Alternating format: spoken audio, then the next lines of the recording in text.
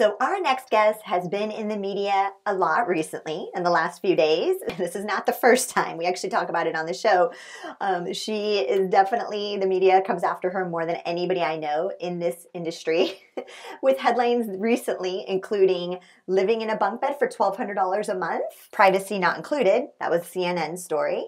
And also New York Post, bunk beds rent for $1,200 a month, ramen and toilet paper included. And Elvina Beck, I've met her personally in Los Angeles back in October of last year, and we had a great conversation. She is just a rad human being that's really trying to go after this sector of housing that, and she goes into detail in this interview, bridge housing, right? So somebody might end up in a new city and, maybe they're just trying to make ends meet, or they're just looking for a community to get plugged into before they find their permanent housing in Los Angeles or San Francisco. So we talk about that in detail. She launched in 2012 PodShare. And that's funny because we pre-recorded this episode before this recent media onslaught. And I had about 8 different friends forwarding me the links. And again, I teased Elvina on their interview that the media always goes after her. So she is doing some cool things, right? You always know you're doing something well when the media is coming after you. PodShare was founded when Elvina couldn't afford to live in the center of Los Angeles and asked, why must we commit to one address or roommate? The concept of membership housing was born from a desire to travel the world without constraints. The growth of the sharing and gig economy helped push the concept.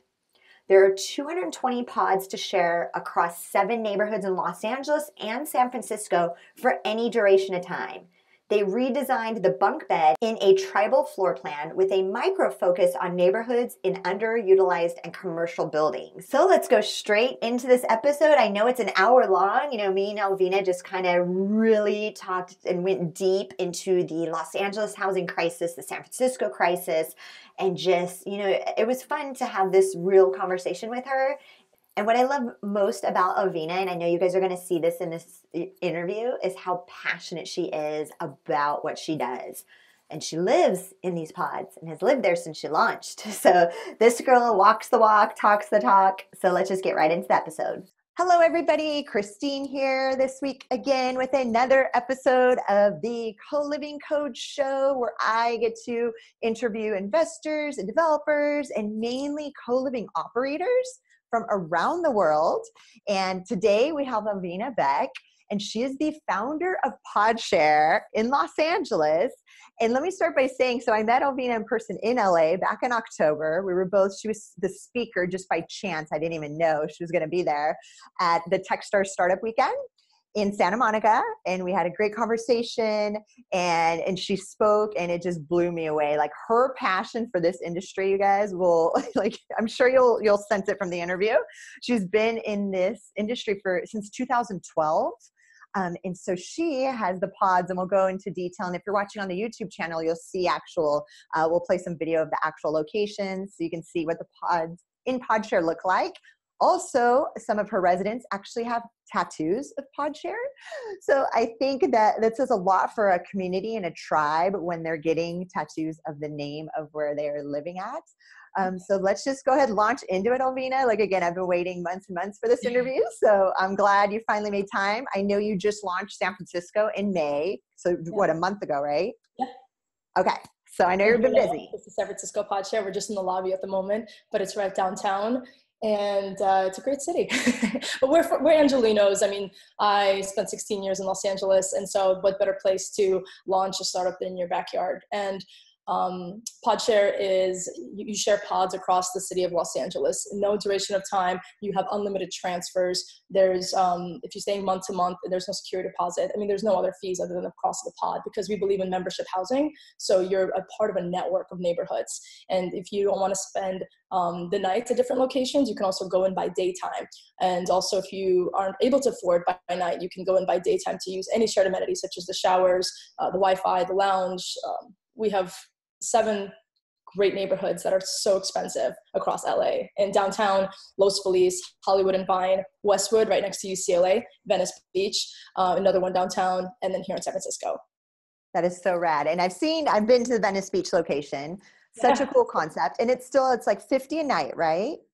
Yeah, so it's 50 a night, 280 a week, or $1,000 a month live anywhere plan. And our whole goal is one day you can live anywhere across the country and the world for one monthly price. So subscription housing. Subscription housing. So was that from the onset, if you back up to 2012, was that your original, like, tell us about the original concept and how maybe it's Yeah. changed through the years? You said I'm so passionate, and it's because it's my house too. So I live at PodShare. Actually, all PodShare staffers are calling pods their permanent residence. Like when they're at PodShare, that's the only home that they have. So the first one in 2012, I really just wanted to live at Hollywood and Vine, and I couldn't afford it. I was living in Lincoln Heights. It was the recession, and everyone lost their money. And so I was living out in the outskirts, but I was in production, and I really needed to be in Hollywood Central. And so I thought, well, if I just get a 1,200 square foot space and I cut it up by 10 and I throw in all the utilities and I absorb the security deposit and I take on the lease, well, here's 9 other people that can come and afford housing at Hollywood and Vine like me. And also, secondly, if you don't want the same roommate, because I didn't necessarily want to be with one set of roommates and one address. I really think that it's fantastic when people can afford to travel. I think it opens up your mind and it's a networking opportunity. And I think it makes you a better human when you live with people other than yourselves and your like identical friend circle. So I was like, well, why don't we have a rotating roommate scenario where you could stay for one night, 1 week, 1 month. The longer you stay, the more affordable it is, but you really don't have a maximum or minimum here. And then with the launch of the second location was when that idea came up. Was like, well, we're challenging like one roommate or one set of roommates, but why don't we also challenge one location? So now it was like you can live downtown or Hollywood and you can have a rotating group of roommates. And now then it goes to Los Feliz, and then it went to Venice, and then it went to Westwood, and now it's in San Francisco. But San Francisco, we can only do month to month right now until we change the use, but we'll get into that later. Okay, cool. No, let's talk about that, because I was wondering how you were doing that in San Francisco. Okay, so It has to be a 1 month minimum.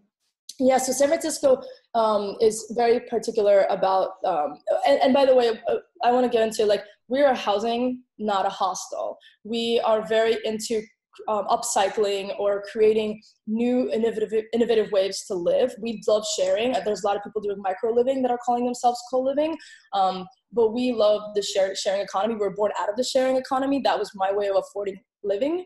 And so it's like a kudos to that, which then turned into the gig economy and the freelance economy.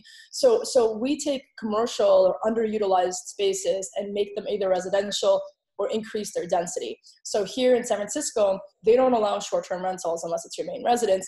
Technically, PodShare is my main residence, but that's not how the code looks at it. So a single family home can have 5 residents living in it month to month. And so right now at PodShare, that's what we're doing. But we're trying to increase the density, meaning we're doing a change of use for group housing. And so we're in the process right now of increasing the density in this space.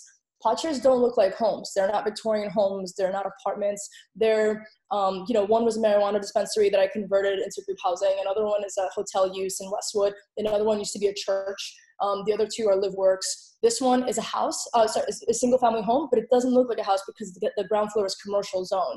And for the last 6 years, people were using it as a startup house. Like they weren't living here. They were just using it for, commercial uses, and then they went home to their actual home. So it's really important that PodShare never takes housing off the market. We only increase or create housing for the market. That's really cool. No, I'm glad you touched on that too, because I think that in some cities, they're worried about co-living coming into their city because you're pricing out the current residents. And then I love your use of warehouses, and that's the Venice one. Was that a warehouse before? Oh, it was a church. Okay. Yeah. Cool. So I'm trying to get the city to think bigger. So like obviously YIMBY and there's people, there's district council members and even senator that has reached out and said, how can we make innovative housing, whether it's for the homeless or if it's for the low income. And I've always said to them, change your M zones to Cs or mixed use, meaning there's a lot of industrial buildings that are sitting vacant right now.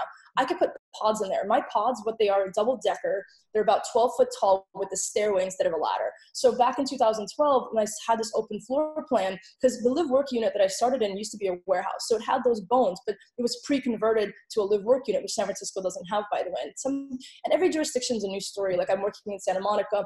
I reached out to Culver City to do a zoning code amendment change. West Hollywood I'm speaking to. And these are, that's why there's such a high barrier to entry for what I'm doing versus the other co-living spaces that are just taking residential residential buildings like apartments or SROs or hotels, like those are kind of already pre-zoned. Hotels are harder to find, but those are already pre-zoned. And that's where their minimums, by the way, are also 30 days and up. So you'll see a lot of the co-living spaces, they're like 1 month or 3 months, like common.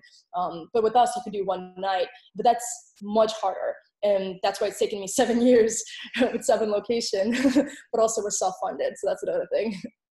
No, and I love that. And the other special thing, and I tell everybody this, I go, what's really cool is they could pay, and I remember you sharing the story when you spoke, is they could pay nightly. So to a gig, to somebody that's driving Uber or doing a gig job, like maybe they cannot front like a month's worth of rent up front, especially if they're moving from like the Midwest into LA, so you allow them to pay nightly, weekly, monthly, Even like obviously, cash. yeah, Like cash. cash is a very low income currency. Like a lot of places, they don't take that for housing. And the thing is, we are really about the affordable shared travel that's flexible, non-contractual in the sense of, you could stay and go transfers. You don't like downtown, go to Hollywood. You don't like Hollywood, go to Venice. You can really jump around same day if you so chose. Like it's all about like non-committal options. But we have people that are really close, like they're like a paycheck or less away from homelessness, and they go out and they make money and then they come back and they pay their rent. Sometimes, so at PodShare, you don't have to check out until 10 p.m. the next day. We have people paying at 9 p.m. that day. Just because they don't have the money yet, they have to go and come up with the money and then pay for it. But we're okay with that because we have this, like, it's like the have and the have-nots living under one roof. And I think understanding each other, because you have this like traveler, like a budget traveler that's here and they have like, iPhones and high tops and, iMacs or MacBook Pros. And then you have the people that are like really close to like losing everything, that came from a divorce, they had like some sort of financial hardship because of health or something happened to them and they're like living together. But at the same time, like it's really important the low income and like the middle and maybe even the high, but probably low and middle kind of empathize with each other in over community. But it's not like forced community. It's just like you're living in an open floor plan and we don't allow privacy. And that's always like the big talking point about PodShare, like, oh, you don't allow privacy. But we think that really opens you up to like break down literally walls because we don't have them. So you're like less of a sexist, a bigot, a racist, an ageist, because you're sleeping across from people that are vastly different than yourself because of economic reasons, but you kind of are like, wow, they're kind of human. Even if you just have that thought for a second, it still impacts you, I think. No, you're exactly right. And then I'm sure this is the question you get asked all the time, especially with pod living, is like, how do, if couples are there, like how do they, because don't you guys have like a no sex rule is what I read somewhere. Yeah, exactly. So we have some queen pods that are just $20 more. And that's a majority, like 90% of pedestrians or our members are solo. So we really are for that. Like we're bridge housing. You come to a new city and you stay at PodShare. It's like sample different neighborhoods and meet a roommate in person instead of going on Craigslist and being like, oh, when you want to go out for coffee, it's like you're already living with these roommates. So a lot of people come and they come here and they like in downtown, 4 guys, they came together and they are living within a downtown area now. They usually move within a 3-mile radius. Another group moved in together and actually their Wi-Fi network is called PodShare, like because they met there and like they moved together. So you already kind of know each other's like habits, and so you are meeting in person. So it's like bridge housing meets affordable travel, like living in the cloud, meets like here for monthly, like corporate housing, except when your company isn't paying for it, or if they are and you pocket the difference, then that's kind of like monthly. People do that. People get a stipend and then they stay at PodShare and they get to keep the rest. Oh my gosh, you have so many different avatars of like the pedestrians, which I love that you guys call them that. That's so funny that all end up living together in these areas. Oh, so bridge housing. For couples, you're right though, I guess I didn't answer. So you can't really hook up here. And so we're like you want to use us for just like a sample plate, and then you'll go find an apartment. And we're hoping to get into those apartments. We're looking at micro housing, but really we've always been pods that you openly share. So that's kind of like our model is, but we're considering like next tier, like when 2 people meet, where can they go to like have an intimate time, or where can they go to live together? I would love for them to stay in the PodShare network. So we're considering like tiers. But at this time, it's only the shared open floor plan. Awesome. Okay. No, that makes sense. And so let's see here. And yeah, you guys had an article on Vice even, right? Like back in the beginning? Yeah, BuzzFeed lived with us, Vice, Time Out magazine. CNN Business is doing a story on us right now, which I'm really excited for. One thing that we are really looking into is actually we're thinking about creating the first PodShare, the first co-living franchise. This Nice. is something I haven't told you about, and I've been really opposed to it for a long time because I'm like, oh man, my brand is everything I've got, and I'm so scared. But I think there's a way to mitigate this. So I'm thinking people are housing insecure, and that's because they don't have jobs. If there was a way to open a PodShare, then they have both housing and income just from that location. And who best knows neighborhood than the person living in that neighborhood? So we've been really exploring like a joint venture trial that could lead into figuring out writing the book on a franchise, like the first CoLiving franchise. What do you think? I love it. No, Elvina, people ask me all the time and they're like, Christina, is there one yet? And again, now I'm in Europe, like I'm studying the model from like all over the world. And I'm like, I'm blown away that there's not a licensing model yet. There isn't, Well, but that's working on it. amazing. No, I love it. I love it because then it's like, then you're the operator, right? And Yes.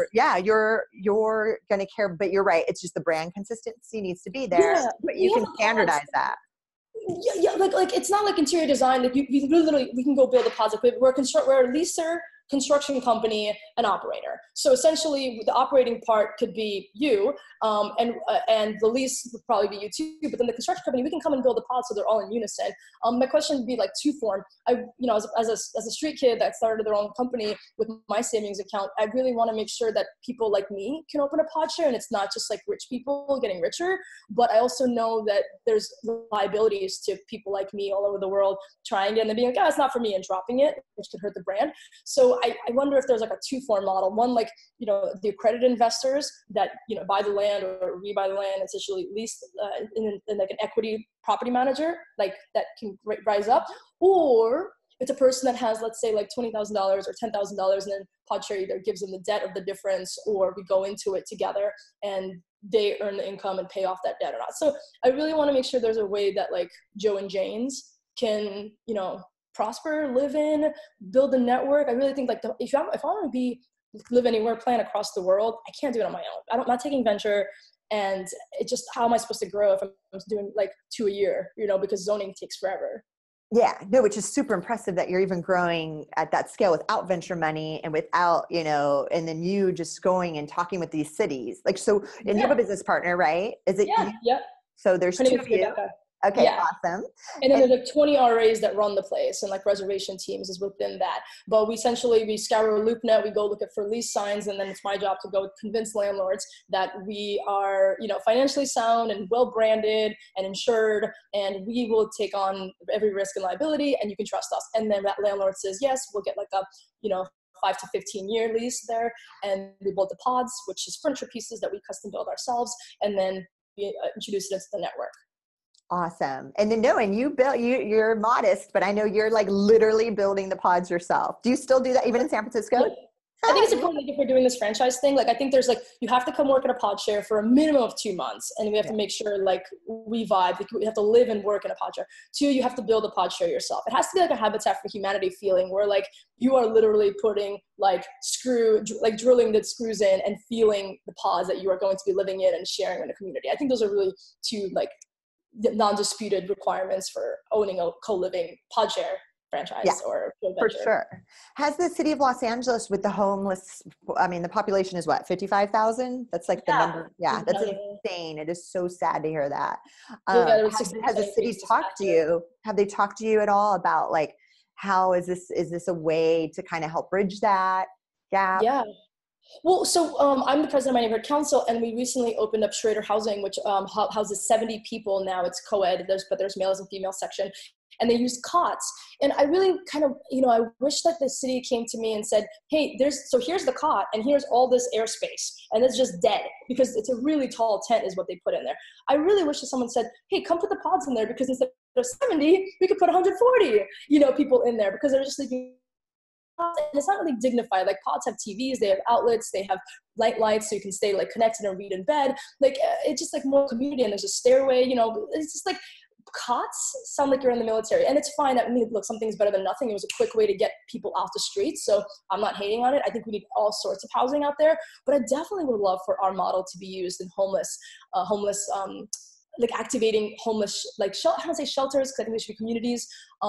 We are working with Safe Place for Youth and trying, actually today, someone is moving in that is has been housing insecure, that is just going off of like is it Measure H or like one of those funds to come and stay at a PodShare. But we're super receptive and open to people of all incomes living together. But it's really important that I think there needs to be empathy in community. I think co-living is struggling with is right now people are coming in with a bunch of money and they're taking a property management company and interior design, and they're taking buildings and they're calling it co-living. But my concern, although I understand privacy, is that you still have a door. And so you're kind of choosing to go out into the common area to meet people.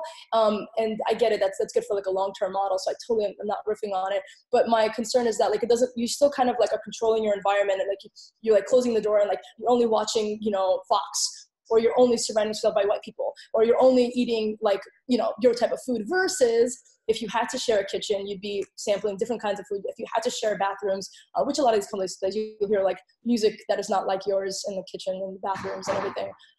So I don't know, just collisions, like the rate of collisions are higher in open spaces.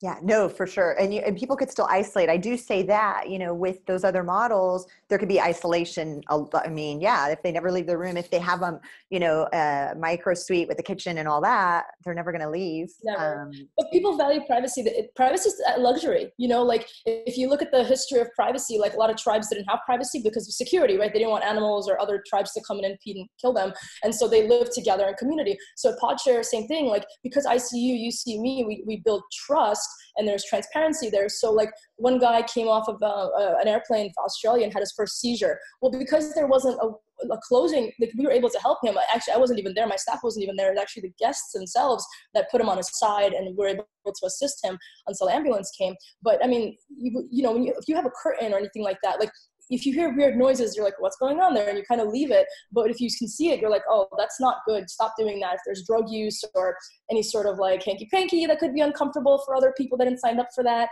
or guns, God forbid, or anything that's like a co-ed environment should not have. That's why we don't do privacy, and we get things said about that. But there's pros and cons. You can't have. We're also $1,000 a month, and co-living is generally $2,200.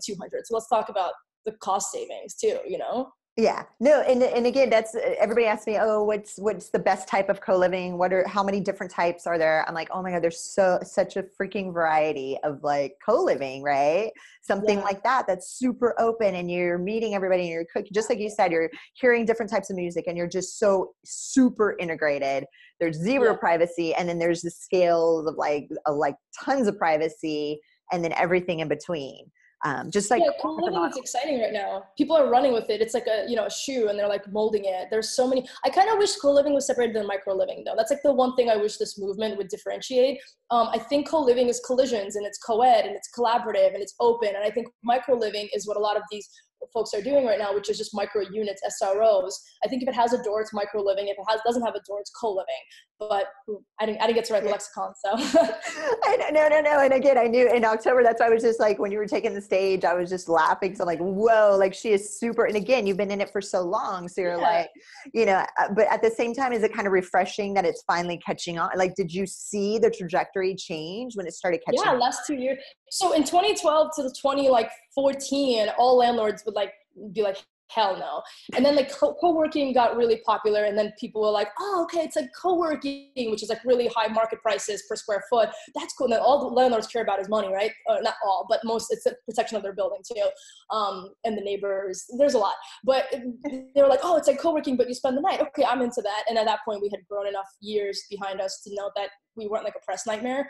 And so then after co-living became a thing, thanks to co-working, big giants came in and were like, this is a real estate play. We can make tons of money on developments and grow and increase density, which again, I'm pro housing. I'm a super YIMBY, so I love development and the whole idea of it. However, I don't think development works in every neighborhood. I think you're changing skylines, you're pissing off neighbors, you're hurting the environment with all this development. It has to be in the right place. And I'm the president of neighborhood council in Hollywood and Vine, Hollywood Highland. I think the Boulevard needs to be activated, and those are great places. But do I feel like it should be like in suburban areas or Sherman Oaks? Like maybe not, but keep that little homey. And Los Angeles has more single family homes than any other type of housing. I think, and obviously I love multifamily homes. I love high density. Again, PodShare is great because we just take commercial places. Right now I'm working on a karate studio and converting that to group housing. So like, think of it as there wasn't existing previously, now it is, but it's in a high foot traffic location. So you can go outside and get a latte, and then you can go home and have dinner. You know what I mean? You're not driving somewhere, because half of the reason the PodShare is great is you live and work in the same place and you're not commuting. So you save yourself so much of that time and money sitting on a bus or, Yeah, no, definitely, definitely. And then, so, I mean, it's like it's the access versus ownership. Like, it sounds like that's the clientele for you guys. Like, and that's what you built. Okay. Yeah, because ownership again is a privilege. It's a wealth. So like privacy is a wealth, is a privilege. Like, so is ownership. Like, if you own stuff, like, it's yours, but like, does it have to be? Like, there are certain things in life that do you need your own hairdryer? Do you need your own washing machine? Do you need your own silverware? Do you need, there's things that you can totally share. Computers you can share too. I mean, sure, have your own laptop. Wi-Fi's you can obviously share. Utilities, cleaning. There's things, there's like physical things that you can share. Toothpaste, body wash, food in the fridge. Like, we throw all that in. And so you have your basic needs met. So it's very much like a commune style where, like, if you want a filet, go buy one. But if you want cereal, it's in the fridge. You want like coals, go buy it. But there'll be like, some sort of body wash in the fridge, in the fridge, there'd be some sort of body wash in the shower. Nice, that you can use. So people just share, like, everybody's just open to sharing. And yeah. And that was the vibe I got when I was there. Everybody, I was just there to co-work, but still it was just a really cool demographic of, like you said, global travelers, people that, were probably in between housing, like Venice Beach. Like, sometimes you can't find anything there. And the day pass thing is something that a lot of folks aren't doing. We have people that are living out of their cars coming occasionally to come and shower and use the Wi-Fi. And I support that. I mean, the pod is, the $50 a night, $280, $1,000 a month, but $15 a day will get you into our place, co-working like you did. Or, a lot of people, it's embarrassing, but like, there's a study yesterday that said, and this is very surprising to me, that 50% of homeless have jobs. I thought that was very interesting. And I even tweeted at them, like, are you sure? Because you need an address for that. So I'm just kind of confused, but I'm very happily curious, because those 50% of people that have jobs, they want to be normal like everybody else. They're just having an housing insecurity issue right now. So if you can help them a little bit, again, by like offering nightly cash options, if you're offering them daily showering options, just to feel dignified, I feel that these people will get back on their feet, and sooner or later we'll get into building low-income housing and they can get into it. Yeah. Oh, that's awesome. So have there been, now you moving to a brand new market, which is San Francisco, like what was one or two things that actually surprised you once you got up there? I put the pods, I built the pods here, but I'm only renting 5 on a month-to-month basis. Within less than a month, like we're talking like 2 weeks, I have 4 complaints with City of San Francisco, which is fine. It really got me to meet all the activists, I guess. And like it's interesting. It's a very pointed city. Los Angeles, maybe because it's so vast. There are luxuries. I also get ghost ship was a problem. Like, I think neighbors are very heightened to the loss of housing, but I think they need to take every startup and at face value. Like, again, this place was vacant for 6 years as a residential use. So it was vacant for 1 year because the rent is way too high. It excites me to take a place that was never residential or only had one person living in it and increase the density. With this location, it's so expensive. No single family can afford it. So the question is, hey, City of San Francisco, are you going to force landlords to lower their price so a single family can actually use it, or are you going to upzone? Because I think you should just upzone it, because you can't force in capitalism landlords to do jack. So, okay, single family, that's 5. Let people afford it by putting 12, 16 in there, whatever 3,500 square feet will allot, because single family doesn't give you every 1,000 square feet. No, it just says single family home as a zoning can fit 5 non-related. Now, if you're related, then you can put, whatever. But that also means, like, then is it really a fire safety question? Because, like, if I'm related to you and your uncles and live here and there's 15 of us, well, that's over 5. So it's not a safety issue. It's a zoning question. So is that like an economic, like, what's the reason that it's 5? Why isn't it 6 or 4? Why isn't it 15 if you're worried about fire safety? So those are the questions I ask, and I don't think people always give me a straight answer, because, like, my notice of violation says that it's a wrong change of use. And I was like, but I'm only putting 5 in here and they're just, furniture pieces. So I haven't actually done anything wrong. And they're like, well, no, because you have. And I'm like, okay, that's fine. So we're dealing with it. Oh, so when you took over the lease in San Francisco on that house, you guys were anticipating putting in how many? 17. It's 17. 3,500 square feet, 17. So when people, one of the other than privacy, the other thing we get is, oh my God, $1,000 a month, that's my mortgage price. Right, you probably live in the Midwest. But two, just because it's $1,000 a month or whatever, it's, yeah, you're getting 50 square feet and you're thinking this is like a total ripoff and she's a B word and a profiteer, blah, blah, blah. But it's not. It's a 3,500 square foot house, meaning there's, there's breakout areas, there's a huge kitchen, there's a sun deck. I mean, you all live together on one floor because that's the residential floor and everything else is commercial, but you have so many places to break out. We just like living together because, again, it's like for security, for networking, for just like health. We think that it's better to live next to one another for any duration of time. But it doesn't mean you don't have other addresses and other parts of the house that you can go. Right now I'm by myself in this large area, but I live in a 50 square foot pod. So who cares? Yeah. And how often are you, I try to tell people that too, because they're knocking like the size of bedrooms even. Yeah. And I'm like, but how often are you even in your bedroom? You're only there to sleep. Like I would totally trade my bedroom size for like beautiful common spaces and a beautiful backyard. And like, give us a tour. You're going to walk us through? Yeah, actually I'm at 3% battery. So actually I was going to plug myself in, but this is the TV room. That's Becky. Where are you at? Hello. There's Becky. She's my right-hand girl. She does all the hard stuff. Actually, I get to talk to people and have fun, and she has to number crunch all the time. Oh, no. and prove to banks that we're, because we, sorry, it just changed the internet. Because essentially we use debt to grow. So we're a very old school small business. Yeah, no. And so, take us back to how you were brought up and like where you came from, like in your background and what kind of has started this, that perpetuates this passion of yours for communal living, shared living. And I know you get so much heat. Because I see some of these articles come up, you get more heat than anybody in this space. I swear. I'm like, poor Elvina. I'm like, I see another article fly by and just like, I don't know if it's because I'm a girl or because like, I am taking like what is, I don't know, man, because, or maybe it's like if you take a building and you just, like I said, it's a property management company, most of these micro units to me, because you're just taking a building and they're developers. I mean, that's hard. Developing's hard. You have to wait 3 to 5 years. I have people that I know that are like, I'm in CoLiving, but they haven't launched a single product. So I'm asset light. I'm asset light, meaning I get a bunch of leases and I don't own anything.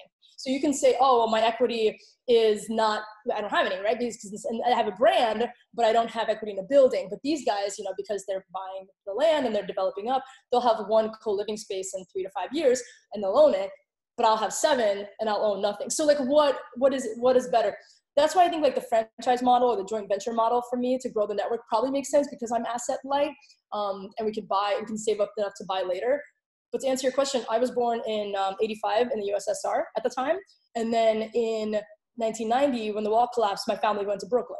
And Brooklyn's a very diverse place. And I think that in both the communist background and the diversity at a young age definitely impacted me wanting to build a community around different people in small spaces. In Brooklyn, we were super poor. So we only had small spaces and we shared everything because that's what you do when you're poor. You can't have your own stuff.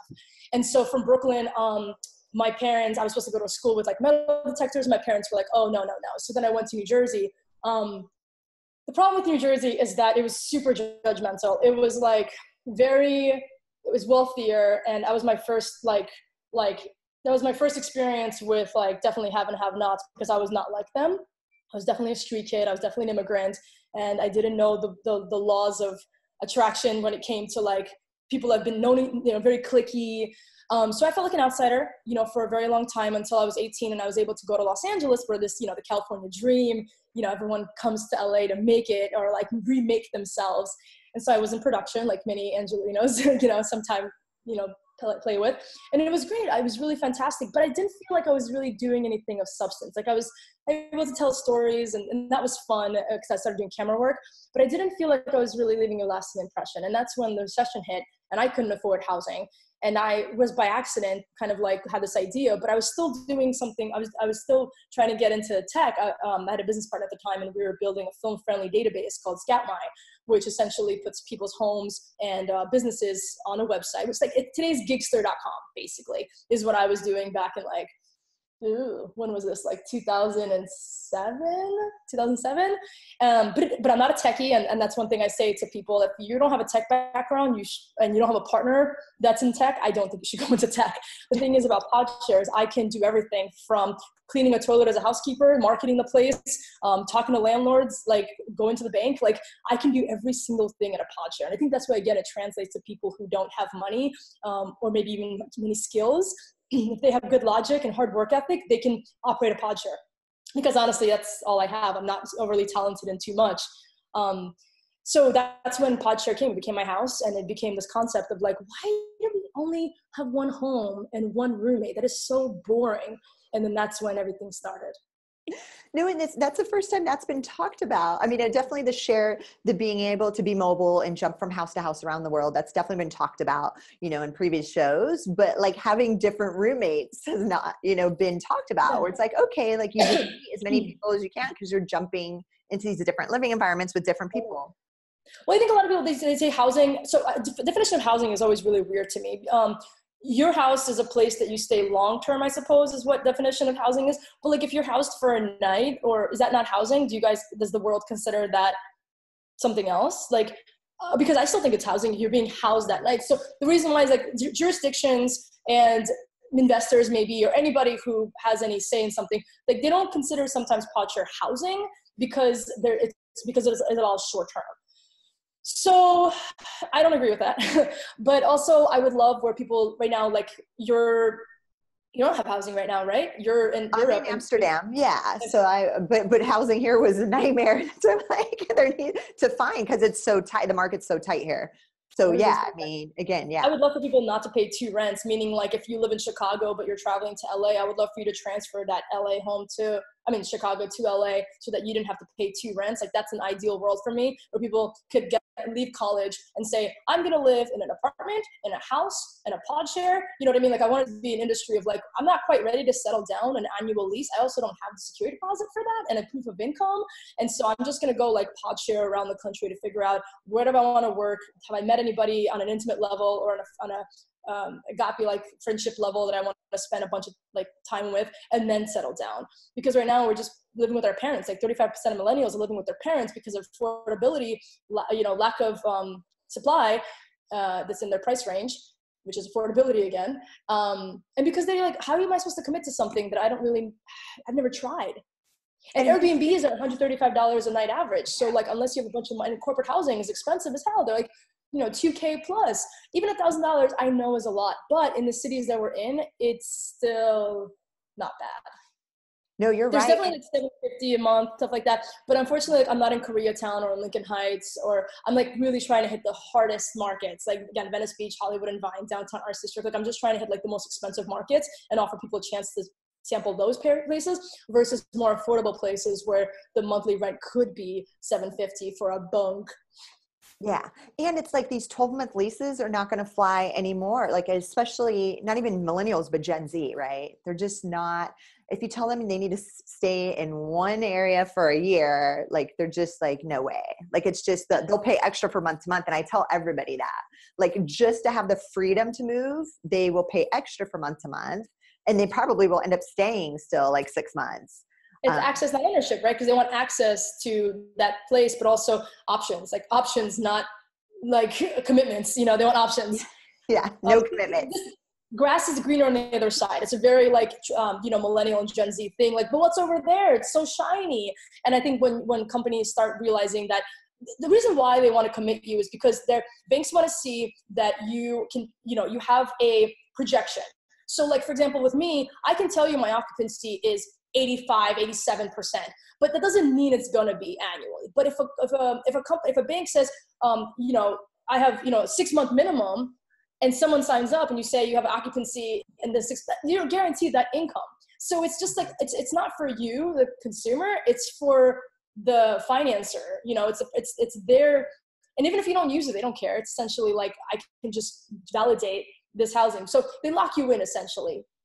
Yeah, no, you're right. And it shows the bank security. It shows, hey, we've got people staying here for long periods of time, not coming in and out, and then maybe that changes your occupancy rate. But there's a lot of operators that are running 100% occupied because they give that flexibility. And they're shooting over their projections because they give that option. That is good. I think you have to ask yourself, like, why are you doing this? Are you doing this because of profiteering and you're exiting, or are you doing this as a lifestyle brand, which is, something I'm very, very interested in, or are you doing this, because you want to apply it to the homeless or nonprofit sector? Like, I think like cause is really important. So when you look at co-living spaces, I think you really want to know a little bit about the founder or the foundation of that space. And does the ethos kind of resonate? Because if we're spending it with our money, like if we're voting with our money, then I think your living arrangement should be just as much. Like, where did that money come from? And that's why I haven't taken venture. I haven't really aligned my values with anyone that's come towards me, with a check. I really want to make sure that, we're 100%. And that's why I think we're such a community brand, and we'll be grassroots for as long as we need to be. Just to keep it authentic, Yeah. Have you been approached? Yeah, I know, right? Especially in this world right now where VCs are like handing out cash like crazy. Have you been approached though? Yeah, for sure. We've been approached. It's okay. So WeWork did a huge disjustice, I think, to a lot of startups, because from the gate they were a $50 million valuation, and I think people's ambitions were like, wow, like how did they get that from like one building in New York? Also, the older you are, and the more money that the money that you're making is actually weirdly goes against you. So an ideation startup could raise a higher amount and just on their like potential than a company like ours that's 7 years old and you can see how much money we make. They're like, oh, that's not, I mean, they've been around for ages. I mean, they're like, they obviously have not had anybody else bite. And that's not the case. And then, their financials are only here, but like that company says it's going to be here. And it's like, okay. So it's really interesting. I can't say that, like, people ask all the time, like, are you looking for venture, angels? I just think we're past seed. We could be an A, but I'm looking at another, it's the competitors that we have that have raised a lot of money. And that's great in one way because I can see what they have and ask myself, like, temperature read, do you want that? Like, do you like that? And what I like about it is I can pay my people awesome, and I can grow fast, and I can, pay my people awesome and grow fast. Like, that's basically what and venture. You own it. You're the owner. You don't give up ownership. Yeah, exactly. But with me right now, yeah, exactly. We're a lot more like bare bones and we're slower to growth. But look, do you want to be In-N-Out Burger or, which is like a very great minimalist menu, but super authentic? Or do you want to be like Starbucks? I mean, I like them both. So I'm not sure. And that's cool. And to each their own, right? Like the VC route is not, and you nailed it, right? They're definitely giving way more money for visions on napkin than they are for actual businesses with actual net income and profit. Is that crazy? They buy the dream. Well, I know, the craziest thing to me. Because you would think like someone's just gonna knock on my door and be like, "Man, you've done so much. Let me give you, $10 million to grow faster."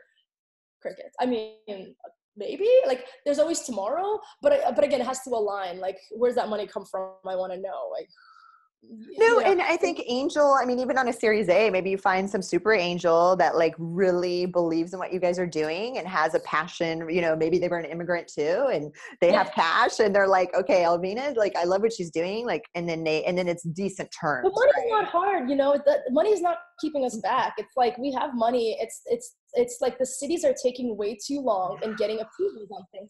Like I can open up a bunch right now, but the problem is if it takes me 10 months to change the use on a building, the question is, am I paying rent on that building for 10 months? Is the landlord giving me free rent for 10 months? Or preferably, is there a tenant in there month to month while I get a change of use? Good, so essentially I have to find these specific scenarios because I'm not going into existing residential buildings. And if I am, I'm increasing the density, which still requires a change of use. So again, I think my competitors have like a really like, home like advantage. Like they have a lower threshold to entry than me, which is fine, because they're going into residential buildings or they're developing. They're essentially going into residential buildings and they're creating micro units. Like there's not really anything. They may be increasing the zoning a little bit, like maybe 2 people per room, but the SROs allow that. So yeah, there's not really much of a challenge. It's just money. It's a capital play for them. But for us, it's like a city play. We have to get in and let the cities know, hey, get creative. you have empty buildings. Let's utilize them for housing. If this is what you're short in, are you short in t-shirt shops? Are you short? No, you're not. You're short in housing. So let's take those t-shirt shops and turn them into housing. Yeah, no, did you see the article recently? I think it was last month about the mall. The Google is taking over one of the Los Angeles malls that's just been sitting vacant because Amazon, obviously. And so they're using that existing building for their next office in Los Angeles. So that's a repurpose of, no, so do I. I get so excited when I see like spaces that like aren't being used anymore, like malls, shopping malls. Yeah, big box stores. Right. And then they're converting it to that, Google, like one of their headquarters, they're reusing the whole space. So yeah, I think as an investor, I would love a connection there to say, can we put pods in those spaces, or are you doing micro units? Because micro units, we still have a Murphy pod that converts from bed to desk. If you have an 8-foot ceiling, no problem, because obviously we need like 12 foot for our double deckers. But if you have an 8-foot ceiling, which is a standard residential ceiling, we have a Murphy pod that goes from bed to desk. So I love to use our, product as well as our service. So it'd be great if we can tie in our membership to that Google location. But if they only want Google employees to stay there, okay, no problem. But more pods. I think pods are just a smart design for using space. Yeah, right. It's the best use of space, especially when you said dense areas, dense cities. Like, how do you fit more people into the space to live? So our location is 980 square feet, and we fit 12 people there. Fully zoned, ADA, sprinklered, like 980 square feet. People's homes are there. 12 people live there. Oh my gosh. Wait, is that in LA or that's Belize? Okay. And then that's my next question. What next city are you going to go to? San Diego, because I figure if you can live anywhere across California, then that's a pretty cool, like, California dream. Remember I did it? Come to California and experience. Are you an SD because you like more like a slower pace? Are you SF because you're like super like techie, or something startup? Or are you LA because you love entertainment or like the beach, and like you should trial them all for $1,000 a month. Like, live anywhere for as long as you want and try it. Oh, that's so cool. Well, I lived in San Diego for 16 years. So of course, and you're right, it's a different vibe than LA, right? What areas are you guys looking at? Like any neighborhoods in San Diego? I always go for the most expensive areas because that's where I want to give opportunity for people to experience. So if it's affordable, I don't think we belong there. Maybe in the submarkets, like when we start doing franchises of a person like loves this little part of town and they think they can, pay the rent because the rent's like a lot less. Let's do it. But for me as an HQ, I want to hit the hardest. So obviously like Little Italy would be amazing. Like, who doesn't love Little Italy in San Diego? Oh, I know. So La Jolla, you probably have way too many issues trying to get into La Jolla, but I think Little Italy is amazing because it's right downtown, near downtown. Yeah, and again, if you have connections, or if anyone on the show has any connections to city officials or council members, I did a panel with Axios where Ron Galprin, Ben Winter from Mayor Garcetti's office, and Herb Weston was speaking. And I was thrilled to be on a panel on housing with our city officials, but also opened up doors to people coming up afterwards. Like a city councilman from Torrance was like, how do we make our city cool? And those are the introductions that I think are more valuable than the money introductions, because these are urbanists, they're legislators, they're people that can form cities. And I think a PodShare should be in every unaffordable city. That is so amazing. No, that's a perfect, we'll wrap up this interview, but no, that's exactly why these interviews, like, you never know what they're going to lead to, right? It's like, let's just talk about what you're doing. People will hear the passion, obviously.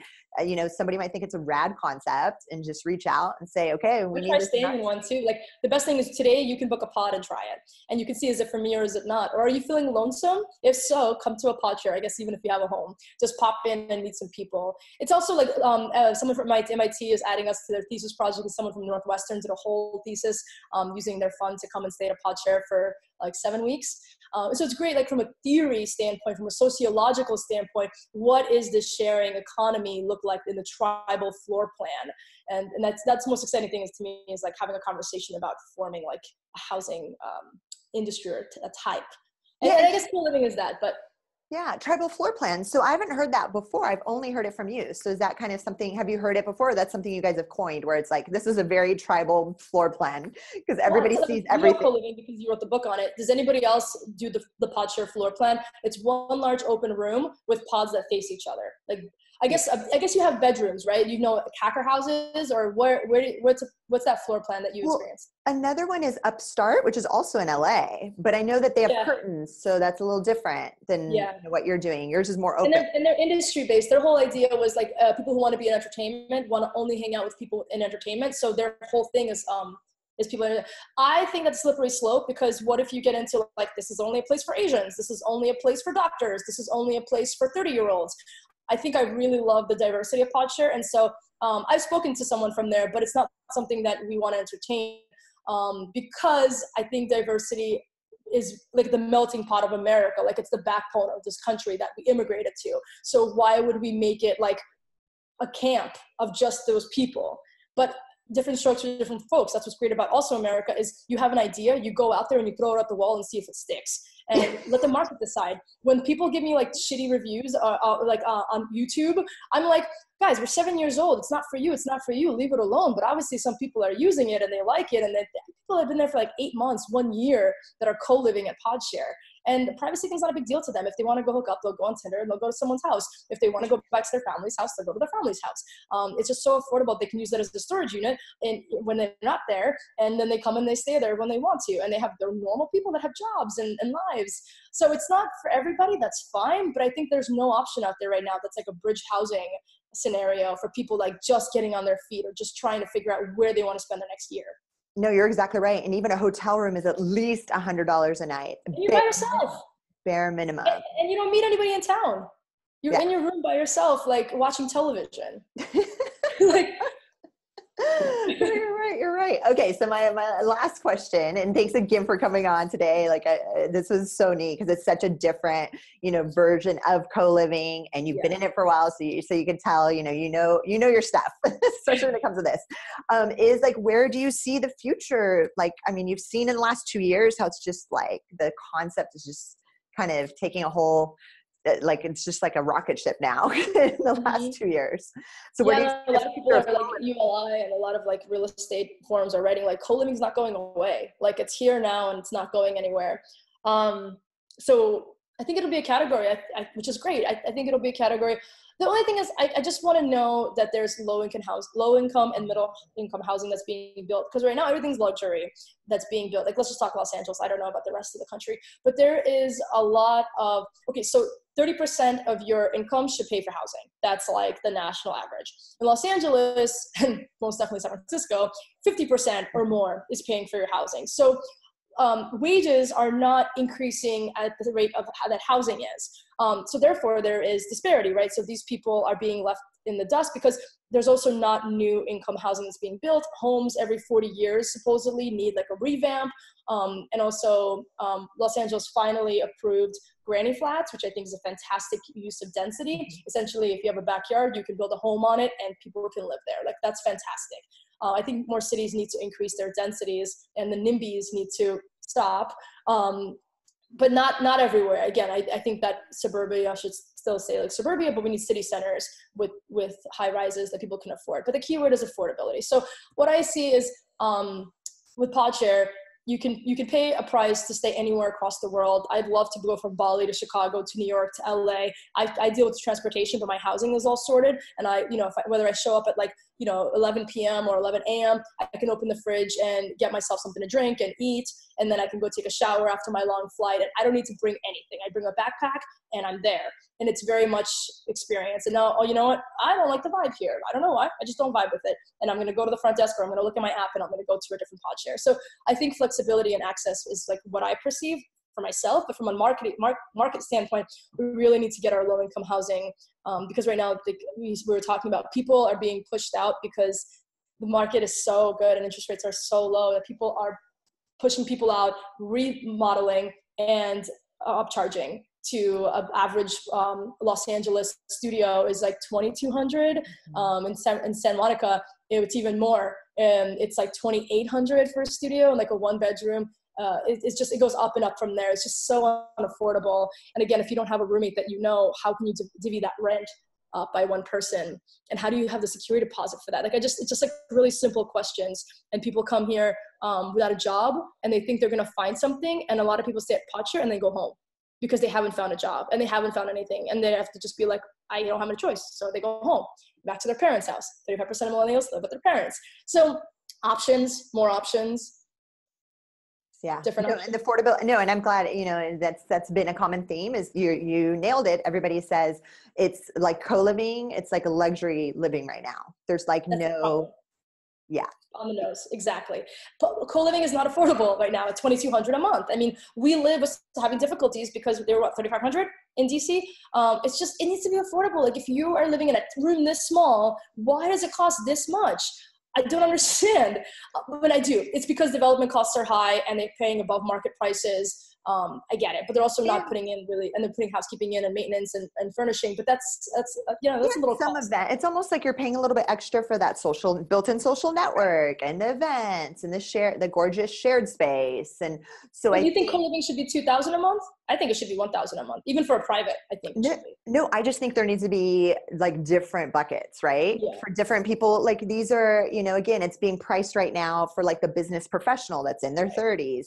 Right. And it's like that market is getting really like everybody's jumping on that segment of the market, which is fine, right? Because they want to live in a nice, the gorgeous place and have these cool events and meet cool people. But what about the 18 to 25-year-olds? Like they can't afford that. Into, well, the other thing is, it sounds like privilege to me again. Like when everyone can only afford $2,200 or less, you're essentially saying, I only want the elite to live here, right? You're not breaking up the payments for people to afford them. You're not accepting cash, and you're not saying anything under $2,200 plus a move-in fee is going to live here. So essentially, you're like, I want people in a certain income bracket or tier to come and live here. I think that's elitist. PodShare has never been like that. Again, we take people that are one paycheck away from the streets, or people that have a lot of money that want to stay there because they don't want to be alone in a hotel room, but they can definitely afford it. And that diversity is what really, economic diversity, not even like a cultural diversity, is what makes us tick. But it's a bit elitist to me when the price tag is so high for a room this small and they preach community. No, and that's what I'm saying is that segment of the market, like the one you're in for the affordable housing, it's like wide open, like nobody's even tackling that yet. Like it's such like this white space. And I get asked, I spoke on stage in London and she raised her hand and she's like, Christine, like this is only like for people, why is co-living only for people that make, you know, over 60,000 a year and this and that? Like, and she said it, I go, it was an amazing question. And she's like, what about the seniors? And what about the people that can't afford it? Like, no, it was an incredible question. I'm like, you are exactly right. Like that is a huge segment of the market that hasn't even been touched yet, barely, you know, PodShare. Because I think they associate it with like riffraff and like, you know, people with less money fight for every dollar. And it is also like there's been times, so someone recently asked me a really good question and it was like, what's the hardest thing about operating a PodShare? And you would think I would say like, I don't know, like whatever. But I was like, man, the hardest thing about PodShare is when someone can't come up with the rent and they're like, I'm going to go on the street tonight if you don't let me stay here. And that is like, what? Well, like, because on one hand, I'm like, I didn't put you in this position. Like the economy did, or, you know, something else. But like, I didn't. And it's like, but I feel like it's being put on us because we're like the only affordable option. A lady said, if it wasn't for PodShare, I'd be in a homeless shelter. And again, this is not the demographic. So I don't want you to think, because there's a stigma to it too. So if I start talking about this too much, people are like, I don't want to go there because it's all homeless people. And that's not the case. If you look at our pictures and we do daily Insta stories, it is a flourishing place of different people. But there are people that are insecure, housing insecure, or job insecure that don't have other options. And I want to know what co-living is doing for them when they're $2,200 a month and 30-day minimums. Yeah. Because there's not a lot of people like there's not a lot of companies like PodShare. There's a lot of companies like the co-living brands that you see out there. There's much more of them because they're bankable, they're financeable. That's why this is a lifestyle business that's self-funded, you know, because you're not really hearing, even SBA is like, let me look into this. Let me see if there's a category. And I'm like, SBA, I'm a female minority. Like, you should be funding my small business. Oh, I know. Oh my gosh. No, again, I'm so glad you came on. I remember even when I saw you in October, I'm like, we have to come on the show because I know you're so super passionate. Like, please don't hold back. Say whatever you want. Like, no. And I want, and you laugh, but I'm like, because people, like, I just love for people to see like all dimensions of the space and everybody that's like proactively just pushing the movement forward in any capacity. And especially the affordable living and the housing and especially in Los Angeles, right? Yeah. And just helping. And so like everybody's playing their part and there's different ways to do it. And so, I get emails all the time. Like, I want to open up a co-living space. And in the past, I didn't know how to address it. So I was like, cool. And then recently I was like, you should open up a PodShare. And that's been opening a lot of conversations. So if anyone wants to open up a PodShare because you want to live in that place, not because you want to profit from it, because that's like your home and your life, you know, for any duration, it doesn't have to be forever. Let's call it 5 years, something like that. then I think a PodShare is a trusted brand, and if people come in the network, we can push those people to your location. So I think there's a value to that. It's not just like ABC CoLiving, it's PodShare, and we have an LA presence, SF presence, SD presence one day, and then we have continuation to your local town, and just grow the network together that way. And it has I feel like it has a very like grassroots background, like. Oh, for sure, without a doubt. Oh my gosh, Elvina, thank you so much. And like she said, reach out to her. We'll have like all the information in the show notes. If you want to open up a PodShare in your city and grow her network. Just our network. Well, yeah, but again, that's how you're right. That's how people are going to be able to jump around from city to city around the world. Exactly. You know, if you have it almost, what did they say? It takes a village, right? It does. Yeah, seriously, can't do it alone. Yeah. Awesome, Elvina. Well, thanks so much for coming on today. I really appreciate it. Thank you. Okay, bye. Thank you so much for checking out today's episode. If you want to learn more about co-living, you could check out my book on Amazon, The Co-Living Code. And of course, if you're looking for the perfect software to power your co-living concept, check out Kndrd.io, Kndrd.io. Thanks.